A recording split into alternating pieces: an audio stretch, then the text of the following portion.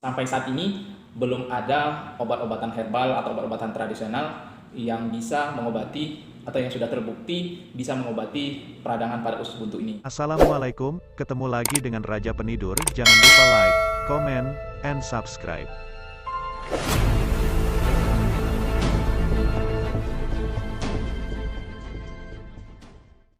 Assalamualaikum warahmatullahi wabarakatuh. Ketemu lagi dengan kami, Raja Penidur. Nah, baiklah, hari ini kami ingin menjelaskan dari video sebelumnya, yaitu tentang pencegahan dan pengobatan pada kasus atau penyakit peradangan pada usus buntu. Nah, ada beberapa tahapan yang biasa dilakukan oleh dokter sebelum memastikan bahwa seseorang mengalami peradangan usus buntu. Nah, untuk yang belum nonton, silahkan tonton video sebelumnya ya. Oke. Nah, setelah dipastikan bahwa seseorang itu mengalami peradangan usus buntu, maka ada beberapa tindakan pengobatan yang akan dilakukan. Nah, biasanya untuk peradangan usus buntu yang dengan gejala ringan, biasa bisa dilakukan pengobatan saja, tidak perlu dilakukan tindakan lain. Pengobatannya itu dengan cara pemberian antibiotik. Nah, ini sekedar pengetahuan untuk sobat sekalian bahwa sampai saat ini belum ada obat-obatan herbal atau obat-obatan tradisional yang bisa mengobati atau yang sudah terbukti bisa mengobati peradangan pada usus buntu ini. Maka kepada sobat sekalian yang mengalami gejala atau sudah didiagnosis oleh dokter bahwa mengalami gejala peradangan usus buntu, maka segeralah untuk dilakukan pengobatan supaya tidak terlambat. Karena jika dibiarkan terlalu lama maka bisa akan menjadi lebih parah. Nah, itu masuk kepada tindakan selanjutnya kalau sudah parah, yaitu dengan melakukan tindakan operasi. Nah, operasinya pun juga ada dua jenis, yaitu yang pertama appendektomi, yaitu sayatan kecil di perut kanan sebelah bawah, itu untuk yang belum parah. Nah, appendicitisnya atau peradangan usus buntunya yang belum parah. Nah, jika terlambat maka bisa dilakukan tindakan selanjutnya, yaitu jenis pembedahannya laparotomi, yaitu sayatannya ada di bawah pusar. Oke. Nah, untuk laparotomi biasa kita lakukan pada pasien-pasien yang tingkat infeksi peradangan usus buntunya lumayan luas, yaitu pada jenis-jenis peritonitis yang dalam artian usus buntunya itu peradangannya sudah ke seluruh area perut. Oke, nyerinya bukan hanya di sebelah kanan saja tapi sudah ke seluruh area perut. Nah, itu akan kita lakukan tindakan laparotomi. Nah, kemudian yang jadi pertanyaan kita, kenapa harus dioperasi?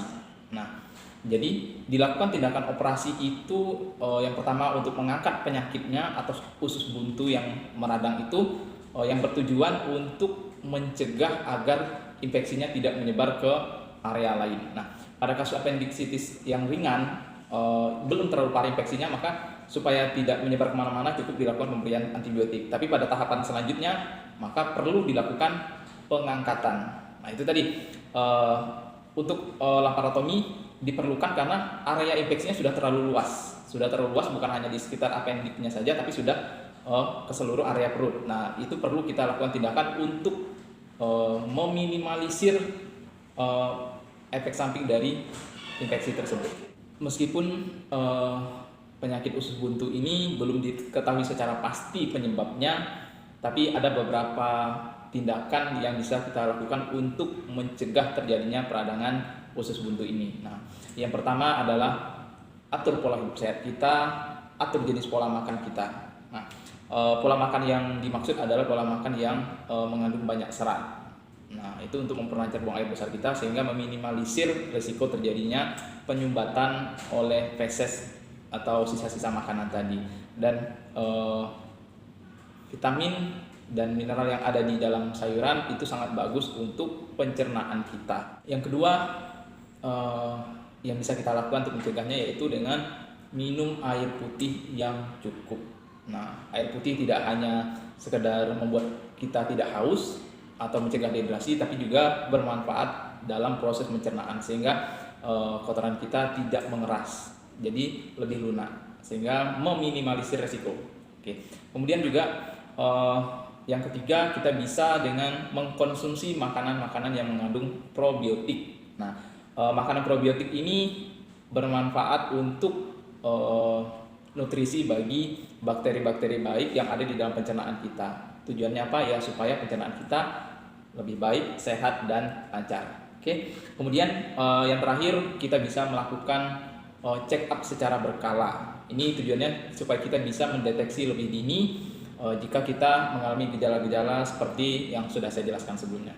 Oke sahabat sekalian, mungkin itu dulu untuk teman-teman yang atau sobat-sobat sekalian yang belum menonton video sebelumnya, silahkan cek video sebelumnya. Mudah-mudahan bermanfaat bagi kita semua. Oke, saja salam dari Raja Penidur. Wassalamualaikum warahmatullahi wabarakatuh.